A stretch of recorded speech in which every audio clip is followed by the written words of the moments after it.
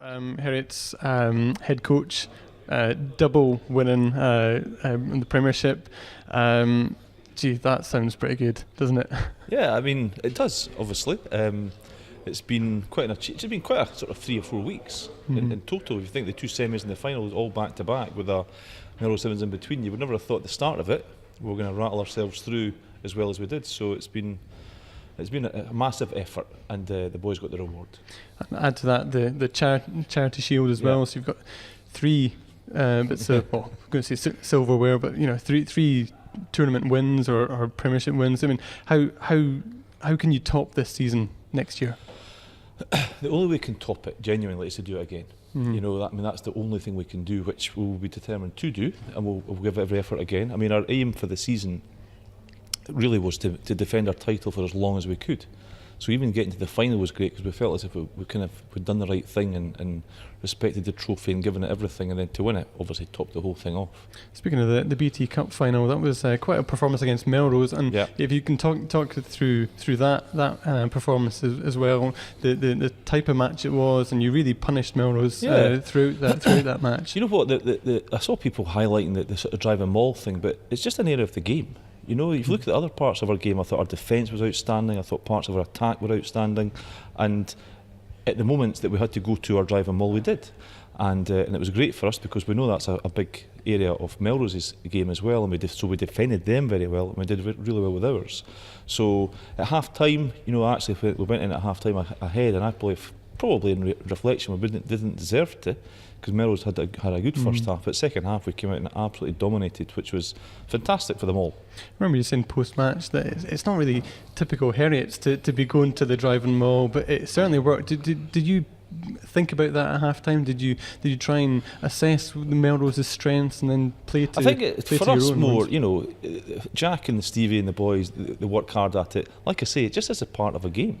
We don't go out there really to maul a team to death, but we know if we get within 5-6 metres, probably because we've applied pressure and they've had to give away a penalty, that's the only real time we'll get there. So we deserve to be in that area of the field, and then from there, the organisation of it, which the guys practice really well, obviously it's just part of what we do, and if it means leading to 7 points, absolutely we'll take it. And the 7 points, well, the 14 points were largely contributed by Edinburgh hooker Neil Cochrane. Now, I don't want to talk too much about the influence of the professional players, but maybe the positive side of that. How did Neil's inclusion affect the rest of the squad, maybe confidence level? I think the positive side was it wasn't actually his tries, because that could have been anybody. Gregor McNeish could have ran at the back of them all. The lightest guy in the team would have dotted it down. But I was talking to the players after, they felt he was a great contributor at every breakage in the game, because he was speaking to the boys, and it gave Jack a bit of a break and a bit of a respite from having to talk all the time as captain, and Neil just brought a bit of experience, and he was able to talk to the boys and keep them calm,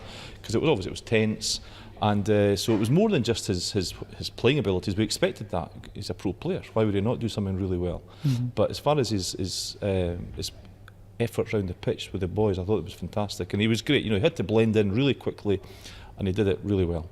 And you said that he nearly went to Melrose, wasn't it, with getting the SRU allocation? Right. So well, he was due to. He him. Was due to. And fair play to John Dalziel. He released him because they were next, and we were next because we were the only ones left. We became the next person. But they had George Turner, who played for us last year in the league final and won a trophy. So it was a strange situation, but the bottom line is the guy needed games. Needed game time, and he got out of it. Two medals, although we handed them over to the guy that missed out, which is fantastic. But we were able to accommodate him, and fair play to him as well. It wasn't easy coming in, I wouldn't have thought, but he did it really well. Fantastic. If we just bring Jack in here, you obviously played for Edinburgh. You played one match for Edinburgh last year in the Pro 12, so you have a kind of taste of professional rugby. I mean,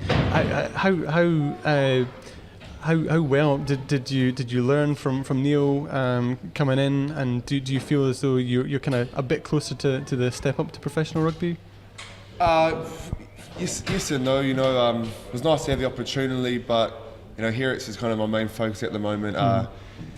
Having the hard work this season and finding it paid off, it's a big feat. So with regards to making the step up to the professional, look, if it happens, I'd love to, but it's not something that I'm kind of hanging my head on and putting my attention to. Are you still doing the part-time removal work? Yeah, still got a bit of that, so it keeps me busy. Excellent stuff. It's obviously keeps the physique boiling over as well. Yeah, no, it's good like that. He's kind of always working, always pottering about, so no, it's good to get. Tell us about your arrival into Scotland. Obviously, you grew up in New Zealand. You played schools rugby with Israel Dag, Zach Guilford, Sam Whitelock. Why the move over here, and why Heriots? Well, we kind of finished up university in Christchurch, and we had all the kind of earthquakes there. And I had a cousin playing for Watsonians over there, and he was kind of singing its praises of how what a great place Edinburgh was, and I thought, the time was right, and look, I'm happy I made the decision because it's been 4 years now, and I've loved every minute of it. Fantastic. And do you think that perhaps you're standing at the top of the amateur rugby world? You seem to be up there in the pick of the 15s. How do you like the amateur scene around here? I mean, it doesn't really feel like an amateur team, Heriot's, does it? It's kind of professional attitude. Yeah, I suppose it's amateur in the way that everyone's kind of here because they want to. Everyone turns up for each other. We're not here because we're contracted to play here. So I think there's a lot more of kind of camaraderie and kind of team spirit because no one has to be here. Everyone just turns up so they want to. And with regards to that, I think just being a part of a winning team with the winning culture definitely makes yourself as a player look better. But it's a 15-man game, and I can't put it just down to one player. What's Phil like as a coach? Putting me on the spot. No, he's a great coach. His just the kind of analysis and the work he puts in just away from our training sessions really kind of comes through and shows through. I think every game we play, we've kind of got a game plan on how we kind of like dismantle the opposition and kind of go from that. So full credit for him from behind the scenes getting us to where we are. Fantastic. I'll give you the right to respond. What's Jack as a captain? What does he bring to the team?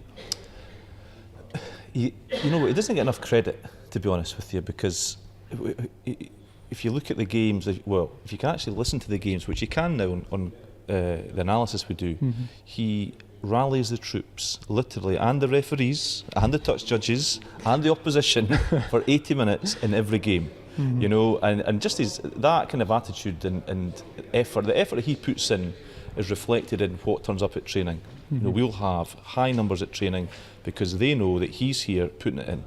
And you can't ask more for a captain. I don't want to go waxing lyrical too heavily, but just because he's here, I know we've got a chance. And behind that, he's got a bunch of boys who want to play for him. And so, what else can I get? I can't get any more, which is fantastic, and we are very lucky.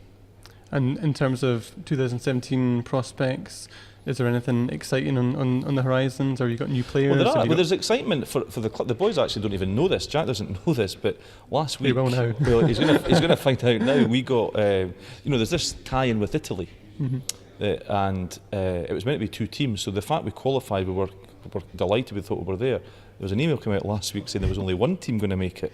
We didn't tell the players because I thought, if we miss out on this, because it's a massive opportunity. So it's another little fillip for the club to take on the Italian champions.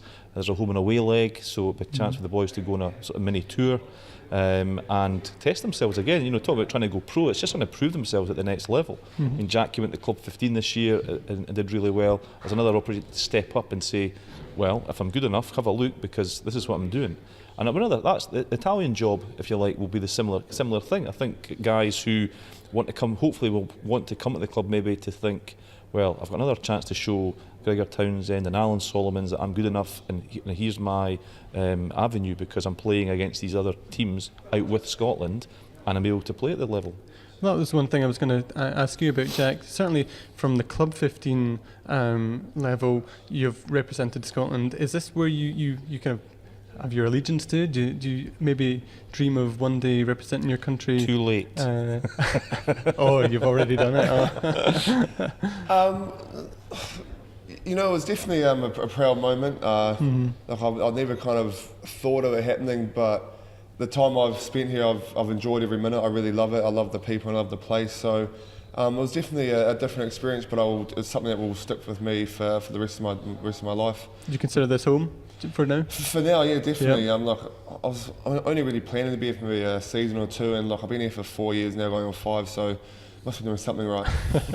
The weather's certainly not putting you off. It's not too bad. Maybe not today. Exactly. Okay, I was going to ask you just couple more questions. So, obviously, you won the Premiership in 2014-15 by 2 points. Yeah. You won the Premiership title this year by 3 points. Obviously, naturally, the ambition is to extend that to 4 points next season. What's your ambitions for next season? Can you do a triple, first time since Hawks in 2006? Is that right? Yeah, it will be. I mean, we're going to lose a few players. Boys will head off to other jobs. Boys are heading into retirement. Mm-hmm. So the first challenge is trying to make sure we fill the gaps and get that right, and then have another go at it. Because the boys will come down in mid-July when pre-season starts, and they'll get into it. And then the ambition has to be there. If they're not ambitious enough to come and do that, then really we will not really want them, because people have to want to win trophies. Mm-hmm. And trust me, it is fantastic. Saturday and last Saturday, I mean, it's just a great feeling. And if you want that, then you have to go for it. And that's what we want. We want more guys who want to win trophies. Mm-hmm. And for Jack, certainly the incentive of doing 3 in a row again, and perhaps getting another triple next season. That's obviously a big motivator. Yeah, definitely. The way the kind of league's set up nowadays is that you've got to kind of just start from week 1 collecting points to get into that top 4, and to have the kind of the carrot at the end of the season, I suppose you can say, with winning the league for a third time, that's something that can only but motivate you.